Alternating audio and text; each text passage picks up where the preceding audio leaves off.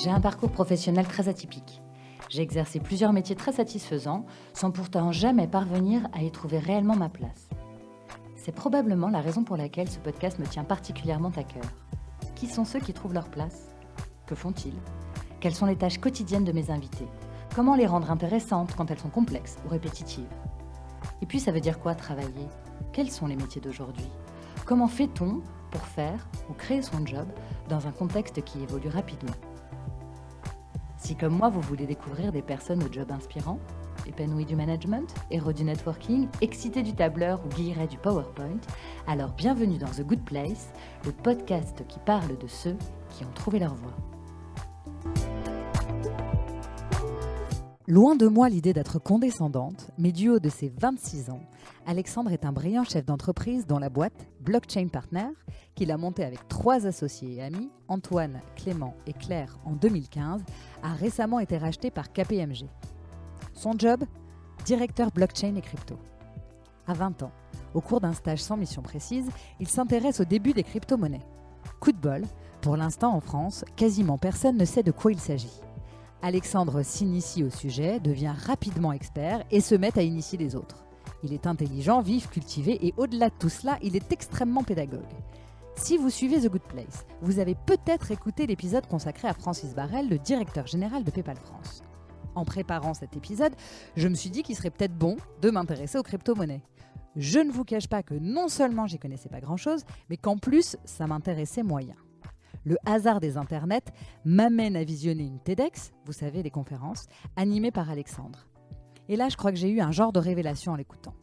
Un peu comme un prof d'histoire, vous savez, qui raconte les campagnes napoléoniennes, comme un maréchal assis sur un cheval en Égypte, écoutant Napoléon prononcer lui-même du haut de ses pyramides, 40 siècles vous contemplent. Ou un prof d'éco complètement fasciné par Keynes, qui vous fait adhérer à chacune de ses théories et vous fait comprendre comment est né le FMI ou comment il a inspiré le New Deal le temps d'un cours. Et bien Alexandre est de cette trempe-là. Grâce à lui, j'ai non seulement compris le Bitcoin et la blockchain, mais mieux encore, j'ai compris à quel point c'était primordial de s'y intéresser. Alexandre est de ceux qui vous rendent plus intelligent, vous donnent envie de vous dépasser, d'aller plus loin dans la réflexion. Et personnellement, je trouve que c'est assez rare de se sentir aussi stimulé. Comme notre échange était très dense, je l'ai divisé en 2 parties. Dans la première, vous allez découvrir Alexandre et son parcours, comment il s'est lancé sur le sujet du Bitcoin et comment il en a fait un métier. Dans la seconde, c'est presque une masterclass sur le Bitcoin, la blockchain, le minage et ses enjeux. Bref, si comme moi vous êtes complètement novice, après cette seconde partie, vous n'aurez plus rien à envier à personne. Allez hop, sortez de la mine, on va éclairer vos lanternes.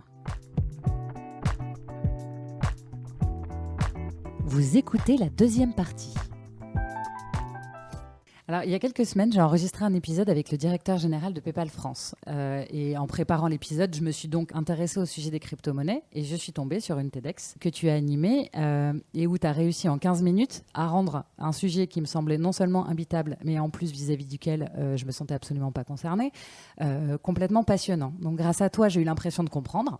Alors, 1, que j'étais hyper concernée et 2, une fois bien expliqué, c'était bien plus abordable que je l'imaginais. Alors, est-ce que tu aurais l'extrême gentillesse de bien vouloir faire à tous les gens qui nous écoutent une leçon rapide de ce qu'est une crypto-monnaie et de son lien avec la blockchain, évidemment. Et si en plus tu peux faire un tout petit point sur le minage, parce que ça, j'ai pas bien compris, ce serait fabuleux. Ouais, bah merci déjà. Ça, c'est un commentaire que j'entends très souvent, qui fait très très plaisir. J'ai fait beaucoup de conférences avec des gens qui sortent de la conférence et qui vont me voir et qui me disent c'est la 15e conférence crypto et blockchain que je fais et j'avais jamais rien compris et merci, grâce à vous j'ai compris. Ça fait super plaisir. Ouais. Et ça m'arrive assez régulièrement et je pense que c'est pour une raison assez simple, c'est que en fait, tant qu'on parle de blockchain, on ne parle qu'aux techniciens. Ouais. Pour faire une comparaison, c'est comme si on était en 95 et que tous les gens voulaient faire des conférences sur TCP/IP.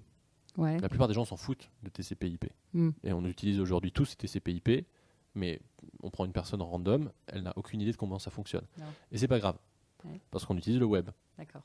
Et donc, pour faire le parallèle, moi je pense que typiquement, je suis effectivement plutôt celui qui fait des conférences sur le web en 95. Et donc, par exemple, dans le TEDx que tu mentionnes, même si on était en 2016, en fait, je parle de blockchain parce que on est obligé de parler de blockchain parce que c'est ce que les gens attendent, mais moi, le cœur de mon sujet dans mon TEDx, c'est la crypto. Oui. C'est Bitcoin, c'est à quoi ça sert, pourquoi ça change des choses d'un point de vue applicatif, d'un point de vue géopolitique, etc. Ça va changer la monnaie. Il y a un côté intellectuel aussi à penser la monnaie, penser le droit, penser l'économie, penser la finance. Que quand tu arrives en disant alors, en fait, on va parler de cryptographie asymétrique pour gérer un consensus sur un registre informatisé, en fait, tu perds 90% des gens parce que tout le monde s'en fout. Et donc, je pense que tous ces gens-là, ça leur parle beaucoup plus de leur dire alors, on met tout ça de côté. Ce dont on va parler, c'est un truc de la vie de tous les jours où vous allez pouvoir échanger des actifs et ça change pas mal de choses parce que regardez, vous avez des problèmes. Il faut toujours mettre en avant les problèmes parce que quand tu parles d'une solution, si tu n'as pas évoqué le problème, on ne sait pas à quoi ça sert.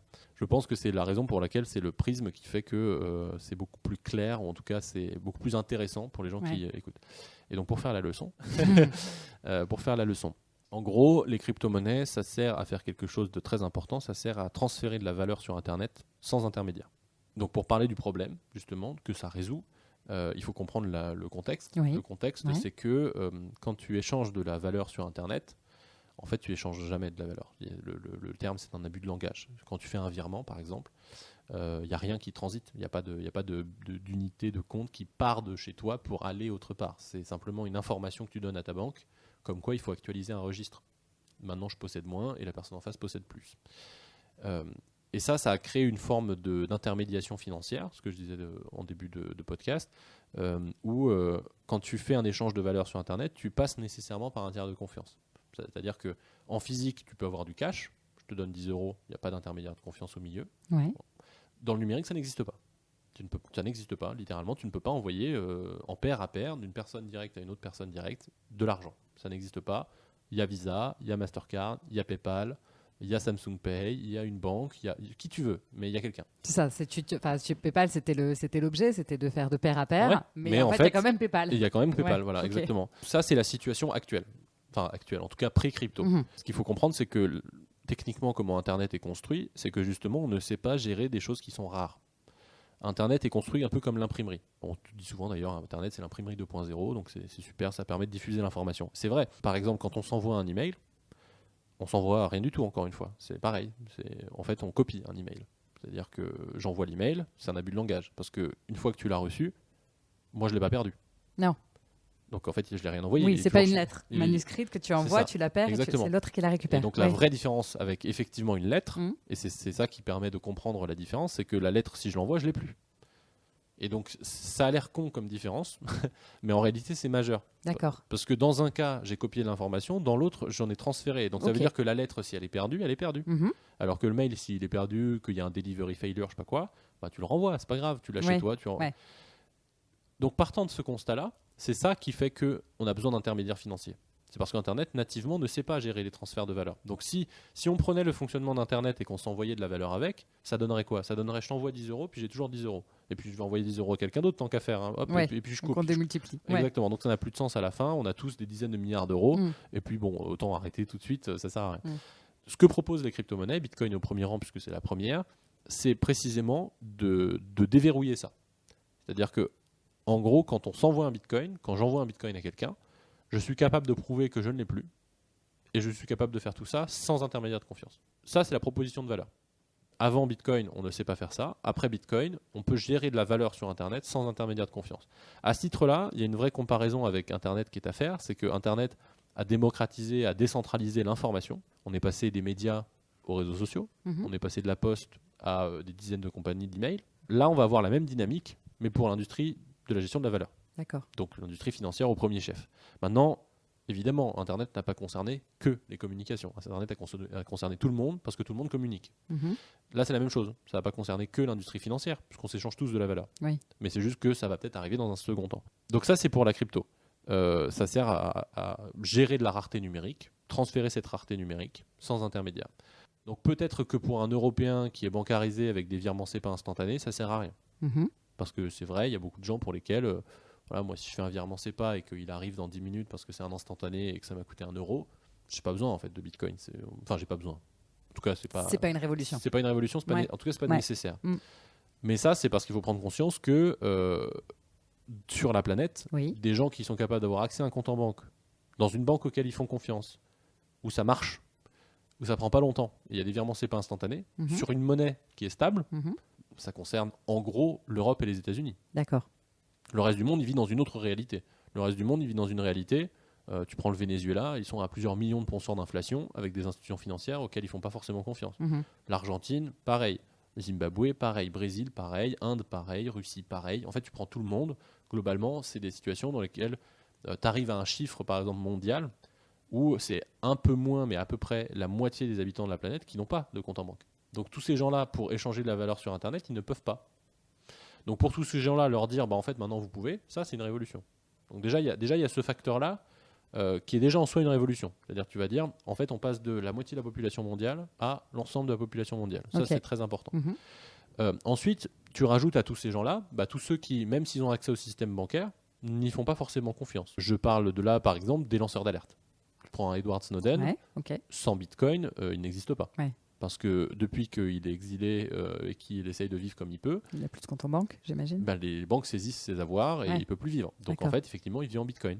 D'accord. Et c'est pour ça que maintenant, tu le vois sur des conférences Bitcoin dire c'est quand même super stylé Bitcoin parce qu'on peut s'échanger de la valeur. Moi, je suis lanceur d'alerte, j'ai pas l'impression d'être un criminel de guerre et pourtant, je suis exilé comme un paria. Et on a besoin un peu de ce système déviant à côté où on peut continuer d'envoyer de la valeur sans intermédiaire pour, par exemple, financer des lanceurs d'alerte. Bon, ça peut concerner plein d'autres gens. Je prends l'exemple des lanceurs d'alerte, mais il y a plein d'autres gens qui n'ont pas confiance dans leur système financier. Ça peut être pour des raisons de crise. D'évaluation de la monnaie ou des choses comme ça. À Chypre en 2013, je crois, 2013-14 peut-être, ils ont dit à tous les épargnants, tout ce qui dépasse de 100 000 euros, on n'a plus d'argent, donc on va vous prendre X%. Donc ça, forcément, quand tu es épargnant et que tu subis des chocs comme ça, au bout d'un moment, tu finis par avoir un doute sur la fiabilité de ces institutions-là. Tu finis par te poser de vraies questions. Tu finis par te demander, et même la situation macroéconomique actuelle, quand tu as les États-Unis qui font des plans de 2000 milliards, 1500 milliards, 6000 milliards maintenant, les perspectives inflationnistes sont très fortes. Bien sûr. Et donc, si tu veux préserver ton pouvoir d'achat, aujourd'hui, tu ne vas pas garder des dollars. D'accord. Parce que tu te dis, en fait, les dollars valent de moins en moins. L'inflation aux États-Unis est repartie. En Europe, c'est pareil. Et en fait, il ne faudrait pas que ça devienne incontrôlable. Et donc, si tu veux te protéger de tout ça, tu as donc des crypto-monnaies qui te permettent de sortir du système et donc d'avoir une forme de réserve de valeur à côté. Donc, toutes ces raisons-là font que tu as un instrument potentiellement monétaire qui est nouveau, qui est indépendant, qui ressemble à l'or sous plein d'aspects. D'accord. Au sens où c'est un étalon, c'est pas national. Ouais, si ce n'est qu'il y a pas concrètement, physiquement, ça n'existe pas. Mais ça ne change pas du tout de ce qu'on fait d'habitude. Des gens qui échangent du cash, il y en a de moins en moins. On passe notre temps avec une carte bancaire qui fait du sans contact, avec des euros numériques, avec aujourd'hui l'énorme majorité de l'argent est numérisé. C'est pas non plus physique. Par ailleurs, beaucoup de gens pensent encore que derrière l'euro il y a de l'or. Non, il n'y a rien du tout derrière l'euro. Derrière le dollar, il n'y a rien du tout non plus. Ça fait 50 ans qu'il n'y a plus rien derrière les monnaies traditionnelles. L'euro tient selon les statuts de la Banque Centrale Européenne parce que vous avez confiance dans la Banque Centrale Européenne. Et c'est un peu biaisé aussi parce que vous avez confiance dans la Banque Centrale Européenne parce que vous n'avez pas le choix. Puisque légalement, vous n'avez pas le droit de refuser l'euro. Donc c'est un peu un serpent qui se mord la queue, mais c'est un système qui fonctionne tant qu'il n'y a pas de crise majeure. D'accord. Parce que si demain les gens arrêtent de faire confiance à l'euro, on se retrouve dans la situation du Venezuela. Parce que personne n'a envie. Donc c'est un peu... tout le monde a intérêt à poursuivre l'illusion collective. D'accord. Ce qui est le cas dans la monnaie en général. La monnaie, c'est juste un consensus social. Quand on payait en coquillages il y a 2000 ans, les coquillages n'ont pas spécialement plus de valeur qu'un euro ou quoi. Mais en tout cas, tant qu'il y a consensus social autour d'une monnaie, ça sert de monnaie. Okay. Donc le Bitcoin ou les autres crypto-monnaies ont pour certaines cette ambition-là. Et depuis quelques semaines maintenant, c'est accepté au Salvador comme monnaie légale à côté du dollar. Donc en fait, j'allais dire, il n'y a plus beaucoup d'arguments pour dire par exemple que ce n'est pas une monnaie. Ça a toutes les caractéristiques pour être accepté. Et pourquoi c'est un enjeu politique et géopolitique? Je vais terminer par ça. Au-delà des enjeux financiers, en fait, ça coûte moins cher de faire des transactions en Bitcoin. À l'autre bout de la planète, je peux envoyer 5 millions de dollars, ça va me coûter 5 euros. Enfin, le système financier est incapable de faire ça. Au-delà de toutes ces considérations-là, c'est un vrai enjeu politique et géopolitique parce que comme c'est un étalon qui est non national, c'est comme l'or, encore une fois, l'or n'est pas national, il n'est pas créé par un État. Pour prendre un exemple très concret, depuis que les sanctions contre l'Iran ont été remises, l'Europe, je crois que c'est depuis 2019, donc ça fait quand même quelques années, essaye de mettre en place un système qui s'appelle Instex ou Instax, je ne sais plus, pour pouvoir commercer avec l'Iran sans être soumis aux sanctions américaines. Parce que les États-Unis, dans leur grande montée, appliquent leurs droits à l'ensemble de la planète. C'est le D'accord. seul pays à le faire. Mhm. Pourquoi ? Parce que tout le monde se sert du dollar. Le dollar, c'est leur monnaie, donc c'est leur droit. C'est leur loi. Ouais. Exactement. Donc si tu veux échanger avec l'Iran et que tu le fais en dollars, tu es soumis à la loi américaine. Ok. Or, les Américains mettent des sanctions, donc tu n'as pas le droit.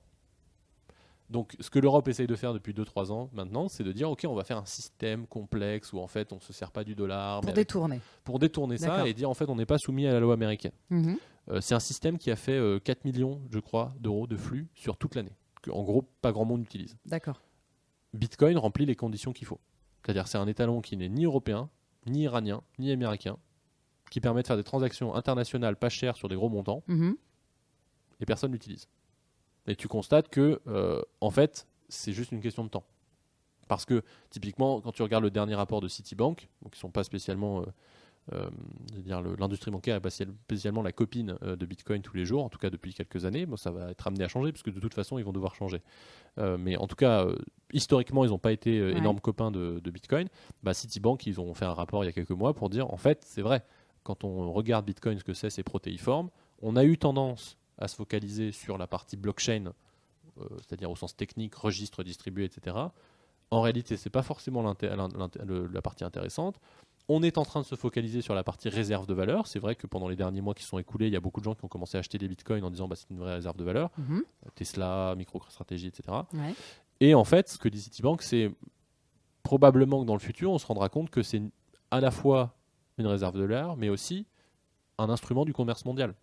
Parce que et les Chinois, et les Iraniens, et les pays d'Amérique latine, et les Européens, en tout cas ils devraient, tous ces gens-là ont intérêt à trouver un étalon qui ne soit pas national pour conduire leur commerce.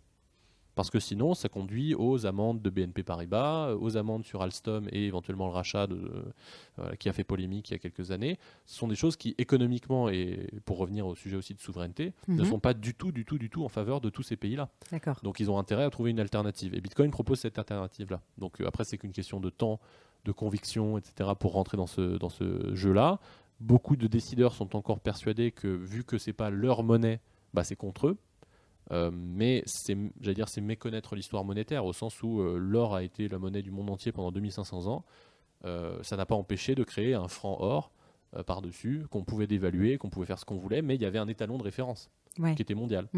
Donc moi, ce que je pense, en tout cas ce que je souhaite, c'est que ça conduise à une réflexion un peu comme Bretton Woods à la fin de la Deuxième Guerre mondiale, c'est-à-dire on va se réfléchir à un nouveau système financier et monétaire où on passerait du dollar qu'on crée à tour de bras unilatéralement chez les Américains, qui aujourd'hui donc font financer en gros leur relance interne, ils la font financer par l'ensemble de la planète. D'accord.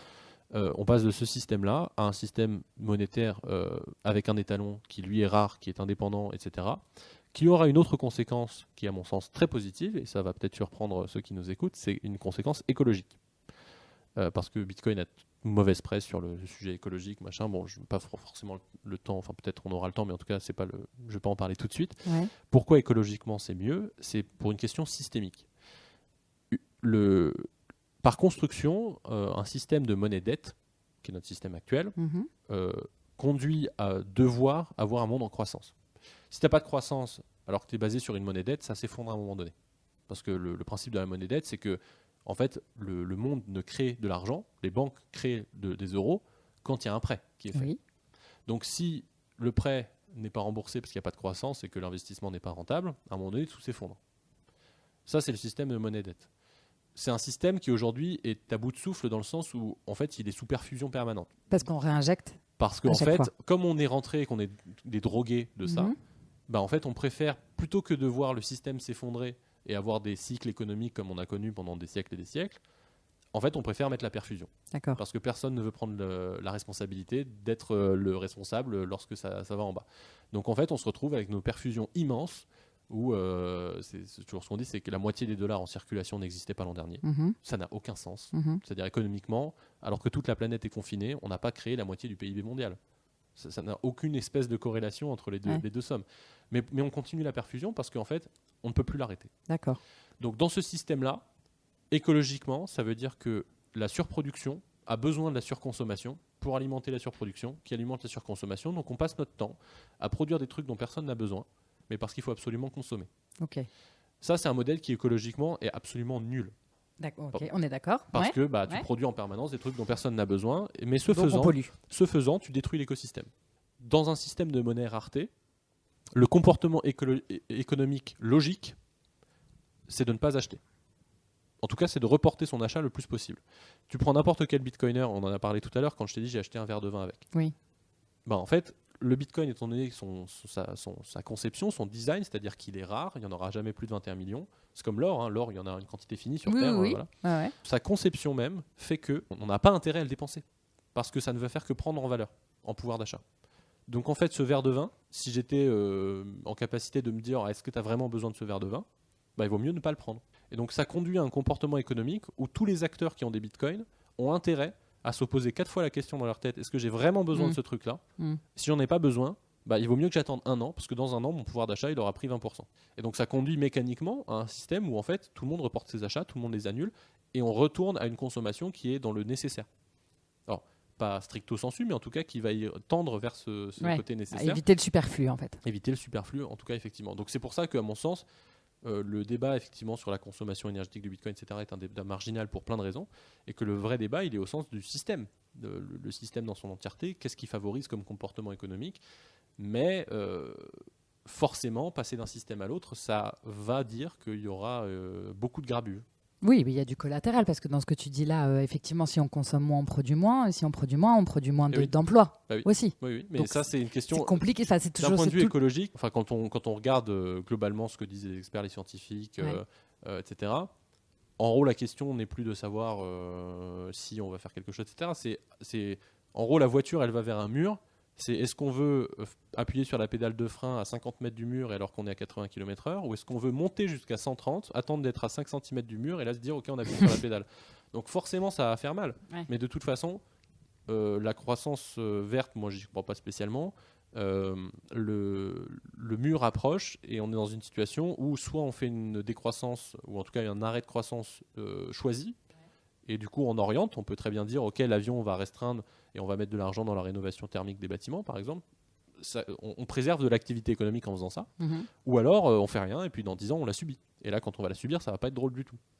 D'accord. Alors, je continue sur l'écologie, parce que tu parles de ça, sauf que j'ai une question à laquelle j'ai absolument pas la réponse, et je n'insinue rien, mais j'imagine qu'il y a quand même un enjeu énergétique colossal, parce que donc, les bitcoins ils sont gérés. Le minage. Ouais, tu n'as pas expliqué le minage et pas tellement la blockchain. On revient après rapidement. Donc, l'enjeu colossal énergétique des bitfarms, donc il y a des milliers de processeurs. D'après ce que j'ai compris, plutôt en Alaska ou je sais pas où, là où il fait très froid, pour les refroidir. La moitié, mais oui. Ouais. Okay. Voilà, en termes de pollution, c'est pas un danger de plus ? Alors, bon, déjà, effectivement, je vais réexpliquer le minage parce que je peux pas faire le débat sans qu'on comprenne comment ça fonctionne. En gros, donc comme je disais, le Bitcoin. Alors, je parle du Bitcoin parce que en gros, 99% des blockchains fonctionnent comme le Bitcoin. Et comme le Bitcoin est la plus importante, si on comprend Bitcoin, on a fait 99% du trajet en termes de compréhension. Okay. Donc il y a d'autres blockchains, Ethereum, etc. Je vais parler de Bitcoin parce que c'est plus simple. Comment Bitcoin fonctionne ? Donc Bitcoin, comme je le disais, c'est du transfert de valeur sur Internet sans intermédiaire. Okay.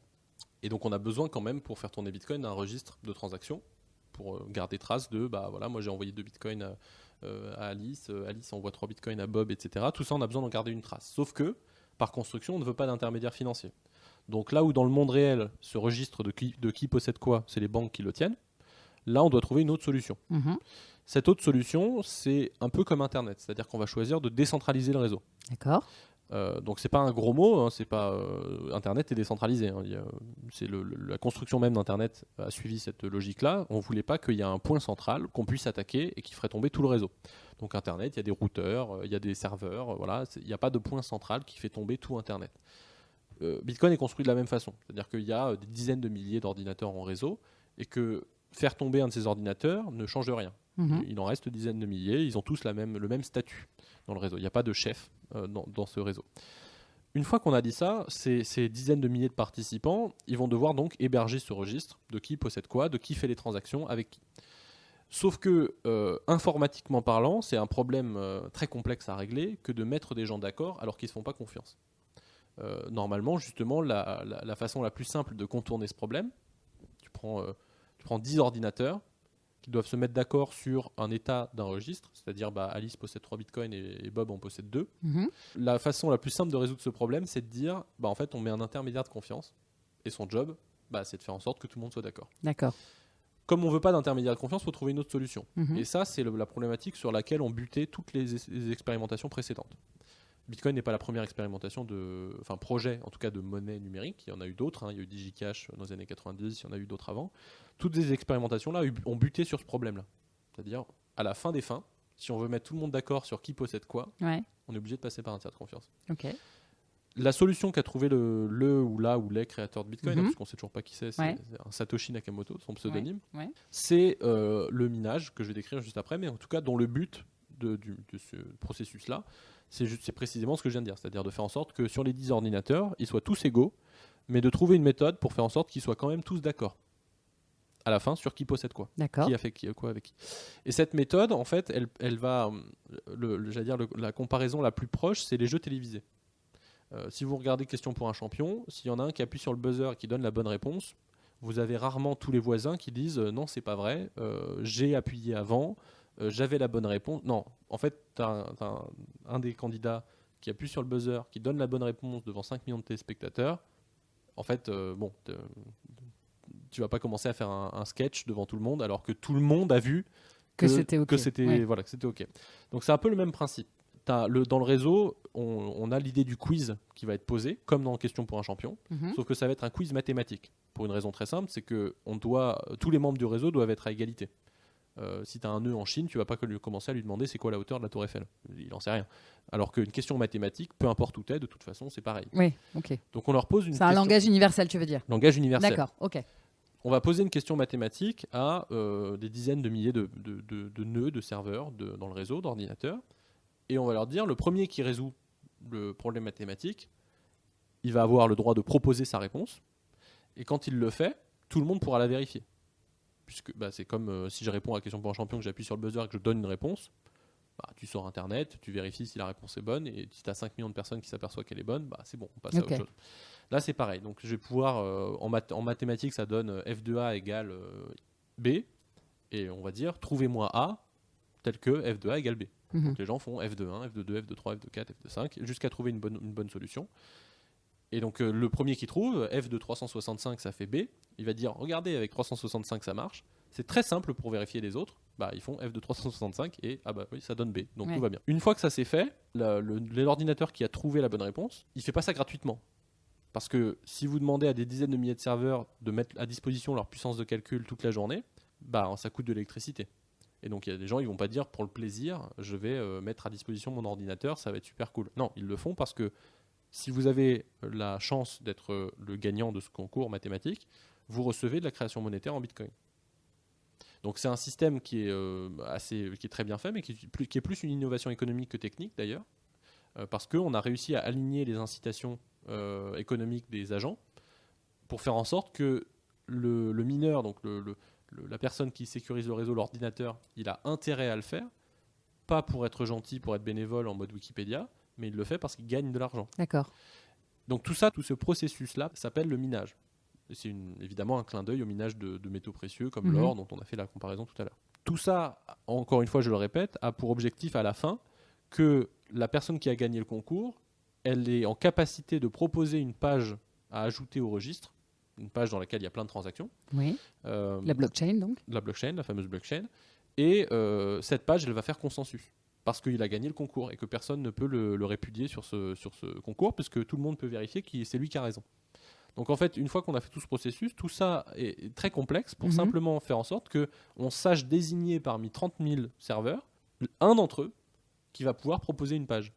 Et c'est son intérêt économique de proposer une page qui n'est pas d'erreur, parce que s'il propose une page où il y a une erreur, tu as 30 000 personnes. Il a travaillé pour rien. Voilà, il y a 30 000 personnes qui voient, 30 000 nœuds qui voient qu'en fait, c'est n'importe quoi. Et donc, ils vont dire, je refuse ta page et je reprends la compétition parce que moi, j'ai envie de gagner. Donc, la personne qui fait ça propose une page qui, en général, est juste. Cette page juste, elle est ajoutée au réseau. Et tout le monde a, encore une fois, un intérêt économique à l'accepter. Pourquoi ? Parce que si tu es mineur, est-ce que tu as intérêt à tenter une action contre 30 000 personnes pour dire « je remets en cause ce résultat, je pense être le premier » ou est-ce que tu as intérêt à juste te taire, accepter que tu as perdu ce bloc et commencer tout de suite le calcul pour le suivant. En fait, économiquement, tu as beaucoup plus intérêt à gagner, à passer au bloc d'après et à dire celui-là, je vais le gagner. Et donc à recommencer la compétition mathématique. D'accord. Donc tout ce processus-là aboutit à un registre décentralisé qui est la fameuse blockchain, qui est fiable, qui fait consensus parmi plein de participants et qui, on en revient à ta question, consomme mécaniquement de l'électricité, puisque tout le monde travaille toute la journée pour résoudre des problèmes mathématiques. Et ça doit y avoir beaucoup de calculs, j'imagine. En fait, c'est une course à l'armement. C'est-à-dire que dans les premières années de Bitcoin, tu avais 3 serveurs qui tournaient sur des cartes graphiques. Donc tout le monde s'en fout. Aujourd'hui, il y a du matériel spécialisé qui ne sait faire que ça toute la journée. On est sur une puissance de calcul disponible dans le réseau Bitcoin qui est absolument monstrueuse. Je ne voudrais pas dire de bêtises, mais je crois que ça doit être 160 ou 170 exahash par seconde. Qu'est-ce que ça veut dire ? Ça veut dire que chaque seconde, on a 160 x 10 puissance 18. Tu m'as perdu, total. 160, 18 zéros de résultats qui sont testés chaque seconde. D'accord. C'est plus qu'il y a d'atomes dans l'univers. D'accord. C'est énorme. Okay. Il n'y a aucun autre système technique sur la planète qui réunit cette sécurité-là. D'accord. Et qui s'en approche même. Je veux dire, on est très, très, très, très, très, très loin en termes de sécurité de même un système bancaire le plus performant. C'est extrêmement fiable. Ouais. Donc toute cette puissance de calcul disponible, effectivement, va consommer de l'électricité parce que y a des serveurs qui tournent toute la journée pour faire tourner ça. Maintenant, qu'est-ce qui fait qu'il y a débat sur la partie écologique de Bitcoin ? C'est que quand on s'arrête à ce fait-là, c'est-à-dire on a une industrie qui consomme de l'énergie pour créer une monnaie virtuelle. Oui. La réaction instinctive, c'est de dire ok, donc en fait on brûle du charbon pour travailler sur des problèmes mathématiques dont tout le monde se fout, pour créer un actif spéculatif virtuel. Bon, c'est vrai que quant à ces raisonnements-là, la conclusion logique, c'est de dire est-ce qu'on n'arrêterait pas toutes ces conneries ? Mais ça, c'est un raisonnement un peu biaisé, parce que c'est un raisonnement en fait, qui part d'un postulat, c'est que tu n'as pas forcément compris à quoi ça servait tout ça. Oui. Mais malheureusement, c'est aujourd'hui l'état de réflexion de la plupart des gens. C'est-à-dire de dire, en fait, comme Bitcoin, c'est le truc lointain sur lequel il y a la spéculation, arrêtons tout, quoi. Ça ne sert à rien.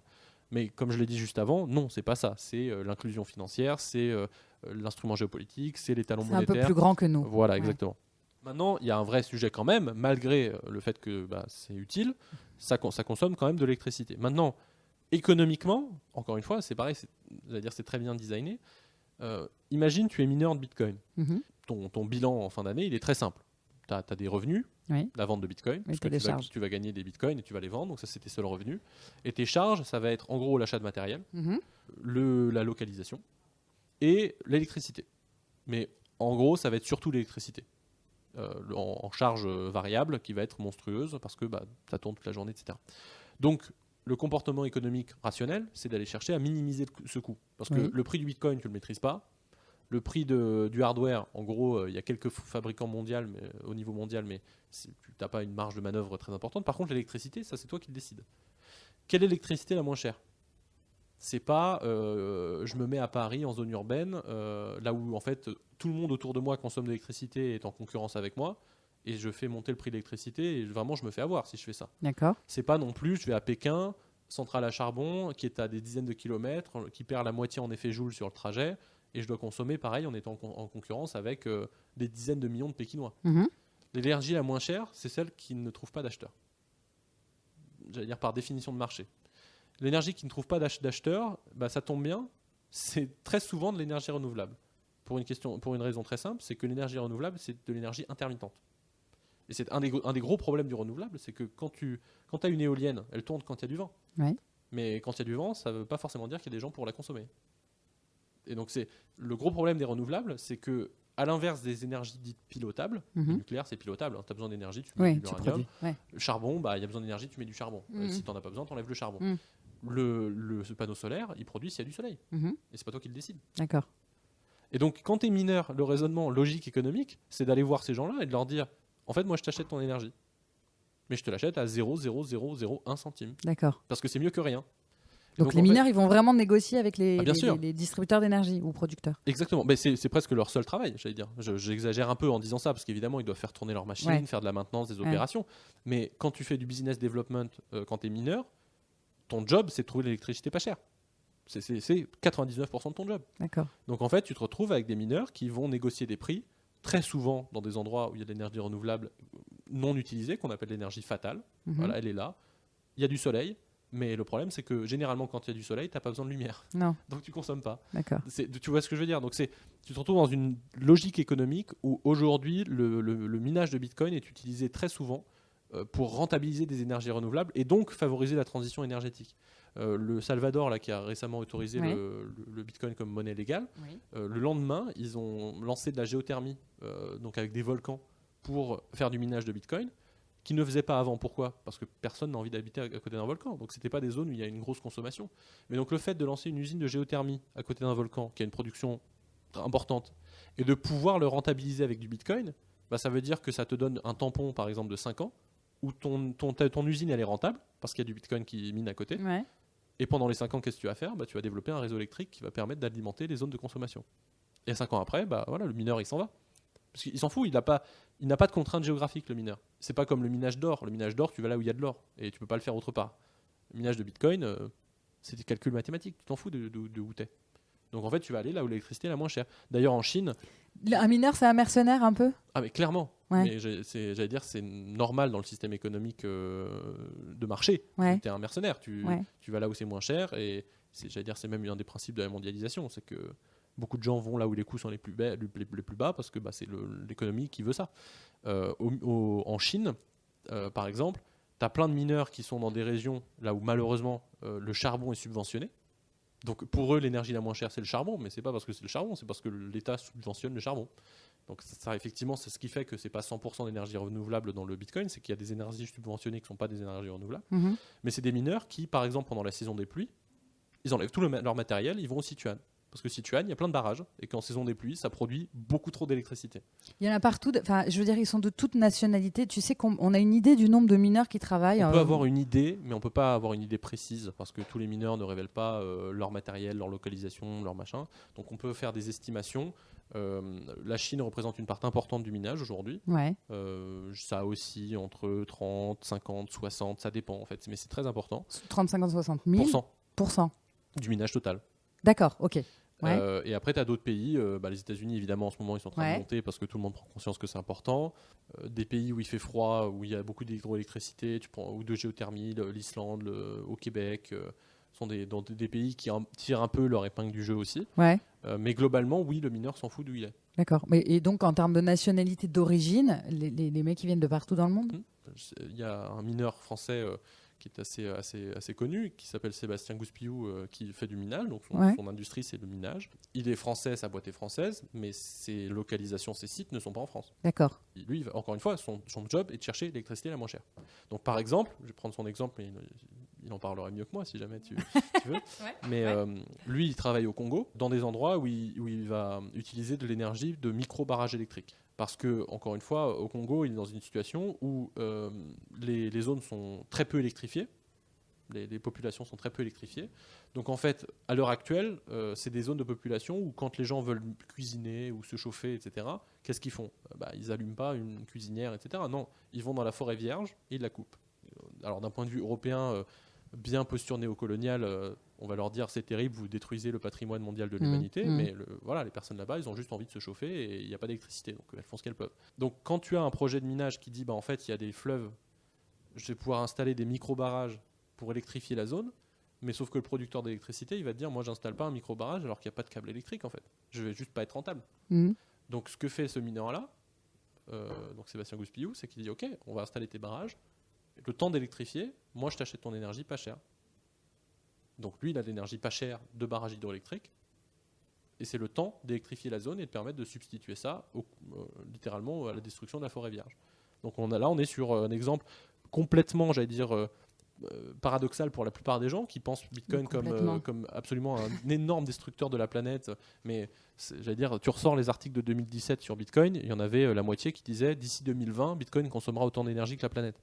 Enfin, c'est pas vrai, on est encore en dessous de 0,3%, je crois. Donc c'est des projections qui n'avaient aucun sens parce que déjà elles sont basées sur des chiffres qui étaient faux. Et ensuite c'est parce que c'est des projections linéaires. Ça se passera toujours comme ça, donc ça va monter. C'est pas vrai. Tu vois, c'est le genre de raisonnement qui sont complètement évacués quand tu raisonnes en linéaire, ce qu'on fait de la plupart des médias malheureusement, en disant aujourd'hui ça consomme tant, extrapolons, demain ça consommera autant que la planète. C'est juste faux. Et c'est pas la réalité de ce que vivent les mineurs aujourd'hui. Maintenant, Encore une fois, je dis pas qu'il n'y a pas d'énergie fossile qui est utilisée pour faire tourner ça, mais très souvent, c'est pas la faute du mineur, entre guillemets, parce qu'on pourrait dire que c'est la faute du mineur aussi, qui peut avoir une conscience écologique, ce qui est vrai aussi, mais c'est souvent parce que l'énergie est subventionnée. D'accord. Donc du coup, elle est moins chère. Okay. Donc ils en profitent. Mais comme tout le monde, j'allais dire, il y a d'autres industries. L'industrie du ciment, c'est 15 ou 20% des émissions de CO2 mondiales. Personne n'embête l'industrie du ciment. L'hébergement des vidéos de chats sur YouTube, c'est pareil, ça n'embête personne, alors que les vidéos de chats, c'est pas très très utile, ça pollue plus que Bitcoin. Non, c'est pas très utile, je suis d'accord. En termes de comparaison, par exemple, le jeu des comparaisons est toujours très tricky parce que Bitcoin, je peux te faire croire ce que tu veux, c'est-à-dire je peux te dire ça consomme plus que les Pays-Bas. Normalement, tu vas être choqué, tu vas dire waouh, Bitcoin consomme plus que les Pays-Bas. Je vais aussi te dire Bitcoin consomme moins que les appareils en veille aux États-Unis. Ceux qui devraient être éteints mais qui sont en veille. Ouais. D'ailleurs, avec juste cette énergie-là, tu pourrais alimenter Bitcoin pendant 1 an et demi. Voilà, tu vois, au jeu des comparaisons, je fais ce que je veux. Ouais. C'est moins que la ville de Los Angeles. Ouais. Donc tu vois, c'est les comparaisons quand elles sont juste balancées comme ça dans les médias. Oui, elles n'ont pas, elles y a ont pas de sens. signification profonde, bien sûr. Bien sûr. Bon, je pensais pas apprendre autant. Je savais que j'allais apprendre plein de trucs, mais là, tu m'as perdu, c'est trop. Tu penses que tu as eu un flair de dingue quand tu t'es lancé sur les crypto-monnaies aussitôt? Tu penses que tu aurais été aussi sensible au sujet si tu avais eu 15 ans de plus à ce moment-là? Non. Et tu crois qu'il fallait être digital natif pour capter que c'était passionnant, là où les vieux pensaient que c'était peut-être une lubie de geek utopiste? Quand ton maître de stage, il fait le test avec toi dans le bar et qu'il te dit bon, ok, sympa ton truc, mais c'est pas OP, va jouer avec ça dans la cour de récré. En gros, est-ce que tu penses que c'est une question d'âge ou est-ce que c'est juste que toi, tu as eu un flair particulier? Il y a un peu de tout, mais je pense qu'à ce moment-là, lui, il fait la décision la plus rationnelle. Ouais. Parce que lui, il a des clients, il doit payer 30 salaires, et il n'a pas que ça à faire d'attendre 5 ans que le truc tourne pour que les gens acceptent le Bitcoin. On est 6 ans après. Tu vas dans la rue à Paris, les gens ils acceptent toujours pas le Bitcoin. Donc s'il avait choisi de dire ok Alexandre on laisse tout tomber, on fait du Bitcoin, bah aujourd'hui il aurait fermé la boîte. Donc non, il a fait la bonne décision rationnellement. Après il y a une question d'ouverture d'esprit, c'est-à-dire qu'il aurait aussi pu dire, mais d'ailleurs c'est ce qu'il a fait maintenant dans son cabinet, il y a aussi une business unit sur les blockchains et les cryptos, donc il n'y a pas de souci. Nous sommes Vous êtes toujours en contact? Gentiment concurrents. Moins aujourd'hui, mais on était resté un peu en contact quand même, et puis avec certaines personnes de la boîte. Mais effectivement il y a une dimension ouverture d'esprit qui je sais pas si elle est liée à l'âge, mais en tout cas, plus tu as d'expérience, plus tu as tendance à penser que les choses sont comme ça. Et donc effectivement, moi, le fait d'avoir absolument zéro expérience quand je découvre ce truc, je me dis, en fait, c'est génial, et on peut faire un peu tout ce qu'on veut, et puis let's go, on y va. Je pense que je serais arrivé avec 15 ans ou 20 ans de plus, j'aurais pas pensé ça indépendamment, j'aurais pensé ça, et j'aurais fait un miroir avec mon expérience, et par exemple, je me serais dit, des initiatives de paiement, j'en ai déjà vu 4, elles n'ont jamais marché, je passe à autre chose. C'est pas impossible. Donc il y a une partie de flair, ou au sens où je disais tout à l'heure, quand j'ai vu le truc, je sais pas l'expliquer, mais je me disais il y a un truc, il se passe quelque chose et je peux pas le rater. Mais il y a une partie de chance que j'arrive là au bon moment, au bon endroit. Après d'autres sont arrivés plus tôt que moi, on pourrait leur dire qu'ils ont eu plus de chance, mais c'est pas que de la chance, ça c'est aussi un mythe en particulier sur le Bitcoin que je veux démonter, parce que ça c'est un truc où quand tu as été dans le Bitcoin, tu vois, genre pendant 3 ans, 4 ans, voire plus pour certains, globalement tu passes pour un terroriste auprès des gens que tu croises, c'est attention, tu finances la drogue et le blanchiment, quoi, en gros. Donc t'as pas un statut social particulièrement agréable ou sympathique. Et 5 ans après, quand le Bitcoin est à 40 000 euros, là je peux te dire, tout le monde t'as de la chance d'avoir été... Enfin, c'est juste pas vrai en fait. Y a des gens, ils sont arrivés dans le Bitcoin, Bitcoin valait 1 euro, ça vaut 40 000, ils n'ont pas vendu. C'est pas de la chance. Parce que quand ça valait 10, ils devaient avoir 99% de leur entourage qui leur disait mais en fait faut vendre. Et eux, ils ont dit bah non, en fait j'y crois à ce truc, je ne pense pas que ça vaut 10 euros. C'est passé à 100 euros et on leur disait bah il faut vendre, t'es dingue, t'as fait x100 et vends. Non, j'y crois, ça faut plus que.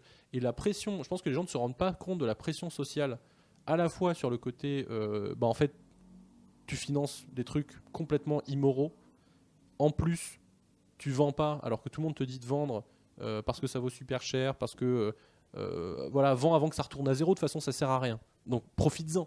La dimension chance, c'est une dimension non négligeable.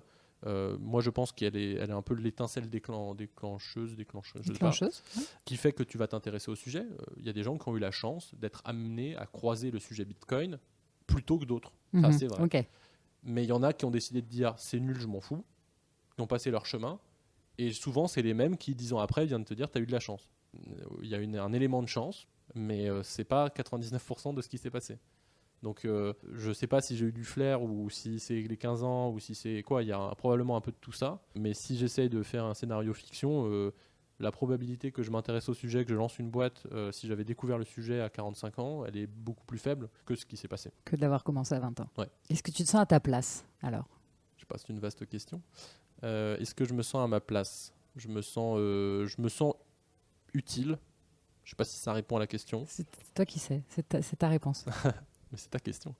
Si vous posez les questions, je donne les réponses. Non, je sais plus quel homme politique disait ça. Bref, non, donc je me sens utile. C'est quelque chose d'assez gratifiant sur plein de sujets, en particulier sur les années 2017, 2018, 2019. Quand je regarde dans le rétroviseur, je me dis, y a des choses très gratifiantes, et en particulier vu l'âge, je me dis, ok, tu as 26 ans, et en fait, une partie de la fiscalité française, c'est un peu toi.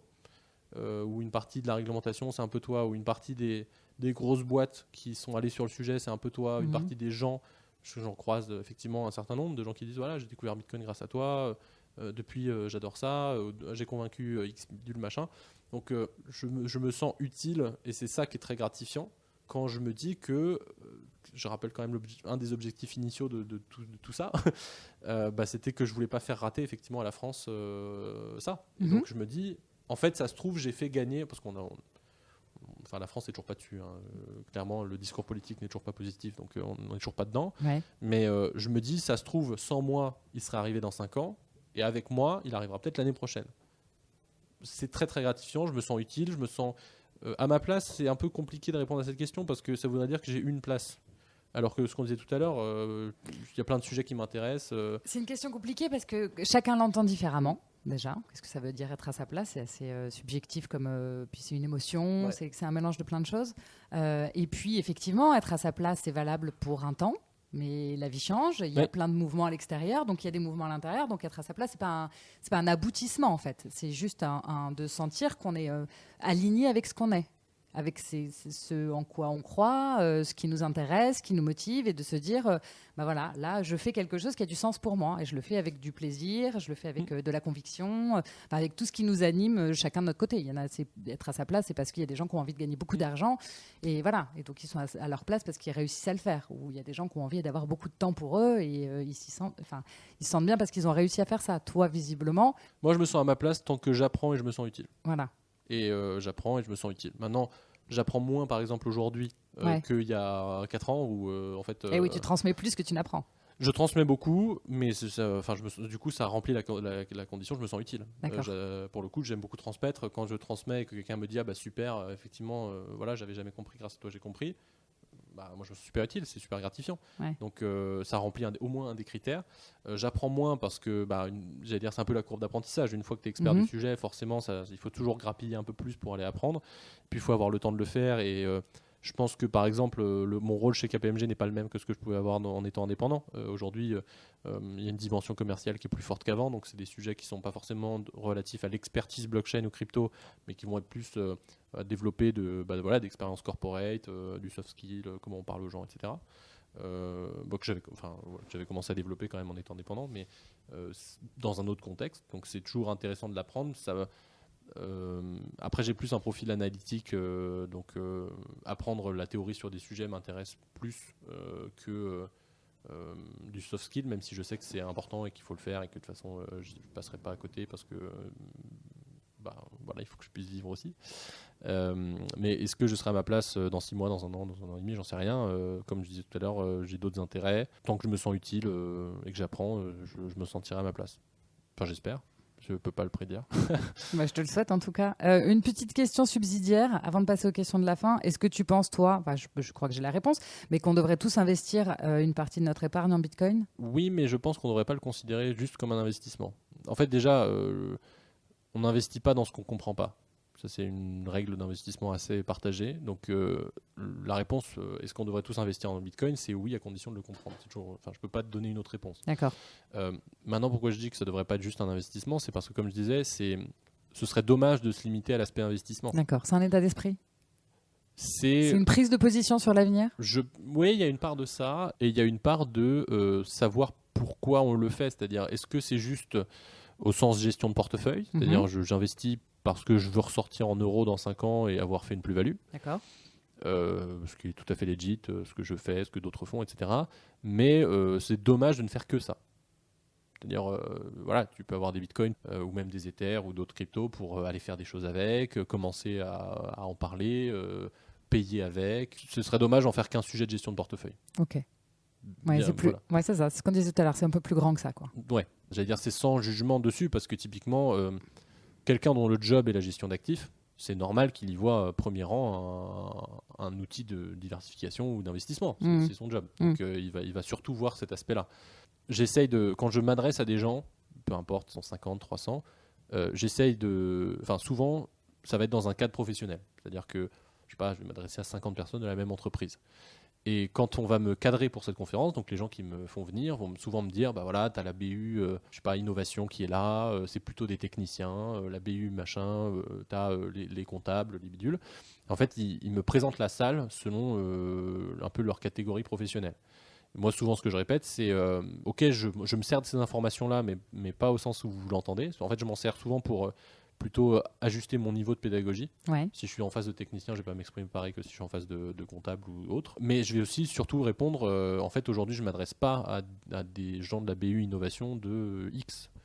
Je m'adresse à des gens et je vais essayer de leur parler en tant qu'individu parce que s'ils sont convaincus personnellement, vous verrez, il n'y aura pas de souci pour qu'ils soient convaincus professionnellement. Alors que l'inverse, ce n'est pas forcément vrai. Ouais. Donc, j'essaye souvent de susciter l'intérêt. Donc, même si je m'adresse à un ingénieur qui fait de la technique ou de l'architecture de système d'information toute la journée, bah, je vais quand même lui parler de monnaie. Alors que instinctivement, d'ailleurs, je me suis fait engueuler quelques fois là-dessus, mais bon, c'est pas grave, il y a des clients qui vont me dire, bah, en fait, parle-lui de blockchain. Et bon, souvent j'ai envie de répondre, pardon, mais moi je connais le sujet, donc je sais de quoi il faut lui parler. Et ensuite, je pense que la pédagogie, transmettre un sujet, c'est pas juste je parle pendant 2 heures, c'est je suscite l'intérêt d'abord. Et si je dois susciter l'intérêt, parler d'un truc de tous les jours avec une vraie portée mondiale qui va changer plein de choses sur la planète où tout le monde peut avoir un rôle à jouer dedans, c'est quand même un peu plus impliquant que bon allez, on va parler de cryptographie asymétrique pendant 2 heures. Peut-être que ça l'intéresse beaucoup, et encore une fois, moi ça m'intéresse. Mais je pense que c'est plus accepté, ou en tout cas c'est plus impliquant, ce que je disais juste avant, de généraliser le sujet et de parler à l'individu avant de parler aux professionnels. Allez, on passe aux questions de la fin.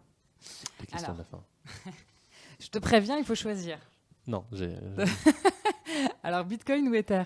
Non, ça je peux pas. Tu peux pas. Ah non, je peux pas parce que j'ai forcément une des deux communautés qui va me détester si je dis l'un ou l'autre. Donc moi j'ai des deux pour répondre à la question. D'accord. Toi, tu achètes les deux. Voilà. Okay. Mais ça c'est d'un point de vue investissement. Ouais. D'un point de vue utilité, en fait, les mettre en opposition n'est pas forcément la meilleure des choses à faire parce que elles n'ont pas la même proposition de valeur. C'est-à-dire qu'avec Bitcoin, on a cette forme d'étalon monétaire, réserve de valeur, etc. qu'on a décrit. Ouais. Ether est plus un carburant pour faire tourner des applications décentralisées qu'on peut pas faire sur Bitcoin. Enfin, qu'on peut pas faire. Là aussi, je vais me faire incendier parce que si, techniquement, si on pose, machin, on peut les faire. Mais globalement, aujourd'hui, les applications décentralisées, elles tournent majoritairement sur Ethereum, qui est très intéressant. On peut faire des produits d'investissement complexes. Moi, j'ai une partie de mon épargne, par exemple, qui est sur des smart contracts. Attends. Sur des programmes. Non, mais parce que là, tu m'as perdu. En fait, je sais pas ce que c'est qu'une application décentralisée.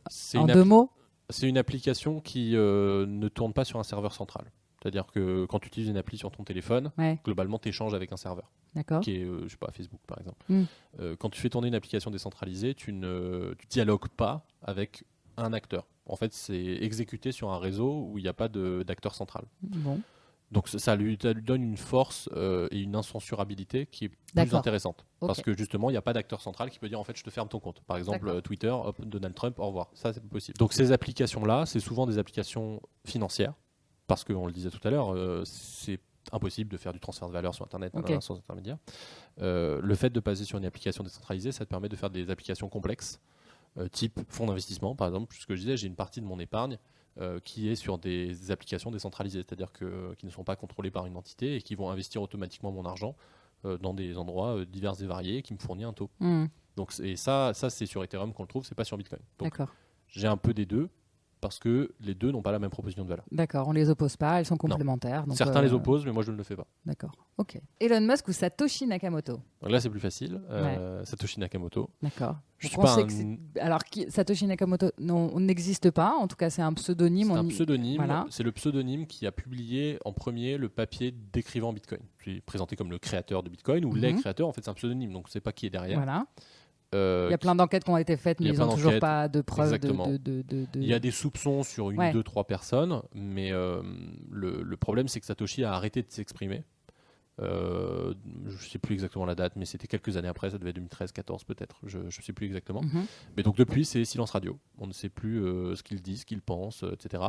Alors, c'est ce qui va qualifier pas mal. Beaucoup de gens soupçonnent que c'est Hal Finney, Satoshi, qui est un cryptographe anglais de mémoire, qui est très connu, mais qui en fait est mort autour de ces années-là. Et donc, il était malade, je crois. Ouais. C'est lui qui était malade. Il y avait une sclérose en exactement. plaques. Okay. Du coup, beaucoup de gens pensent que c'est lui. En tout cas, il remplit beaucoup de critères qui font penser que c'est lui. Et pourquoi Satoshi ? Parce que tout ce qu'on a dit avant, en fait.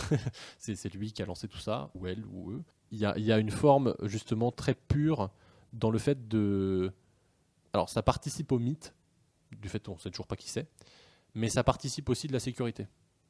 C'est un truc un peu paradoxal, pareil. Il y a beaucoup de gens, quand on leur dit, mais en fait, Bitcoin, c'est décentralisé, machin, leur premier réflexe, c'est de dire, d'accord, mais il y a qui derrière ? Et d'ailleurs, malheureusement, la table ronde qui avait été organisée au Sénat français en 2018 de mémoire, le réflexe des sénateurs, quand on leur disait c'est décentralisé, ils disaient ok, mais c'est où ? Et on disait c'est nulle part, c'est partout, c'est comme Internet, quoi. Oui, mais c'est où ? Parce que moi j'ai fait mes recherches et j'ai vu que la boîte bitcoin.com était domiciliée à Chypre, donc ça finance. Oui, mais c'est une boîte qui s'appelle bitcoin.com. Oui, c'est le besoin des gens de savoir qui est responsable de quoi. C'est une histoire de complotisme. Exactement. Je ne sais pas si c'est complotisme, mais en tout cas c'est naturel d'essayer de savoir qui est derrière. Ouais. C'est pour ça que je dis que c'est paradoxal quand je dis que ça contribue à la sécurité, mais la force de Bitcoin, c'est de ne pas être censurable. Parce qu'on peut faire ces transactions et qu'il n'y a personne pour dire en fait non, tu la fais pas. D'accord. S'il y avait une entité identifiée, ça voudrait dire potentiellement un point de pression. C'est-à-dire si on savait qui était Satoshi et qu'il avait une adresse, une porte, un numéro de téléphone, en fait je peux te dire son téléphone sonnerait mais tous les jours de la part des régulateurs mondiaux pour lui dire maintenant t'arrêtes les conneries et tu arrêtes tout ça. Et en fait comme il n'existe pas, ou en tout cas qu'on ne sait pas qui c'est, c'est ça qui contribue à la sécurité. Oui, ça protège tout en fait. Ça protège tout le réseau. C'est qu'il n'y a pas de point de pression. D'accord. Et typiquement, c'est une des critiques que les bitcoiners font à Ethereum, c'est qu'Ethereum, il y a une fondation. Il y a une fondation Ethereum, il y a un fondateur d'Ethereum qui est connu, etc. Et qui, du coup, les bitcoiners disent souvent, du coup, c'est un risque. C'est pas si décentralisé que ça, etc. Bon, je ne rentre pas dans le débat qui est le débat de spécialistes, mais sur Bitcoin, cette entité n'existe pas. Si tu es régulateur ou gouvernement autoritaire ou je ne sais quoi, et que tu veux fermer Bitcoin, tu n'as personne à appeler. Personne ne représente Bitcoin. Donc en fait, tu es démuni. Tu ne peux pas l'arrêter, ce truc. Donc c'est pour ça que ça contribue à la sécurité. C'est qu'il n'y a pas d'endroit où tu peux faire pression pour arrêter tout ça.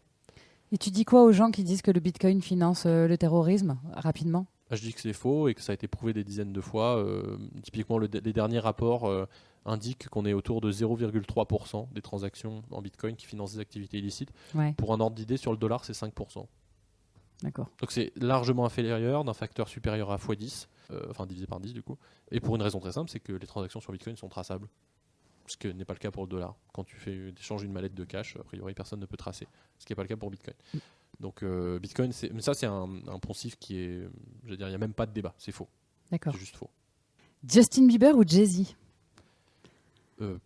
J'écoute ni l'un ni l'autre. Ma question n'est pas complètement innocente. Justin Bieber, tu le cites dans ta TEDx, en te moquant des gens qui achètent des CD de Justin Bieber. Ah bon ? Ouais, donc tu vois, t'as oublié. Et si je te parle de Jay-Z, c'est qu'il a investi il y a quelques jours dans une fondation pour financer le développement du Bitcoin, en association avec Jack Dorsey, je crois, le fondateur de Twitter. Donc voilà, donc c'était quand même une question un peu mûrie et réfléchie. Donc je suis déçu que tu me dises que t'écoutes ni l'un ni l'autre. Tu pourras au moins écouter Jay-Z parce qu'il y a quand même des trucs qui sont pas mal. Peut-être, mais c'est pas vraiment mes styles de musique. C'est pas ton truc. Mais bien que je sois assez éclectique dans ce que j'écoute, mais dans ce cas-là plutôt Jay-Z, je suppose. Oui. Mais bon, j'ai pas d'a priori positif ou négatif sur l'un ou l'autre, quoi. D'accord, ok. Est-ce que tu as, Alexandre, dans ton entourage une personne que je pourrais inviter pour un prochain épisode ? Tu l'as rencontré tout à l'heure. Ah oui. Non, il faut que je réfléchisse un peu plus à la question parce que j'ai quelques noms en tête, mais déjà je sais pas si eux sont d'accord. C'est pas grave. Après, tu sais, moi je les appelle et parfois ils me disent non, et puis voilà, et puis ça donne pas lieu à un épisode, et parfois ils me disent oui, et on fait un épisode. Je te suggérerai ça hors ligne. En off. Bon, ok, Exactement. Ça marche. Alexandre, je suis extrêmement contente de t'avoir rencontré. Je recommande à tous les gens qui nous écoutent d'aller écouter ta TEDx. C'est synthétique, c'est 15 minutes, ça va vite et c'est assez clair. Et puis je te souhaite quoi ? Que ça bouge un peu plus en France sur ce sujet-là. plus D'accord. rapidement en tout cas, pour que politiquement, économiquement, on rate pas ça collectivement. D'accord. Et ben alors, je souhaite que le gouvernement français s'investisse un peu plus sur le sujet et que si tu peux mettre ton grain de sel là-dedans, ce sera super. Merci beaucoup. Merci Bonne journée. et bonne journée. Au revoir. Vous êtes arrivés au bout de cet épisode. Merci infiniment pour votre écoute. J'espère que cet entretien vous aura aidé à mieux comprendre ce métier. Ce podcast est un projet très personnel que j'espère voir grandir un peu plus chaque semaine. Alors si le cœur vous en dit, abonnez-vous. Et n'hésitez pas à donner votre avis et à me donner une note sur Apple Podcast. 5 étoiles, ce serait pas mal. C'est peut-être un détail pour vous, mais pour moi, ça veut dire beaucoup. Enfin, si vous voulez vous-même venir me raconter votre métier et me dire pourquoi vous vous y sentez à votre place, contactez-moi sur Instagram, The Good Place, le podcast. Pas de tiret, pas de point. The Good Place, le podcast. Je serai ravie d'en discuter avec vous. À la semaine prochaine pour une nouvelle rencontre. Et n'oubliez pas, votre place, c'est celle que vous décidez de prendre. Bye bye!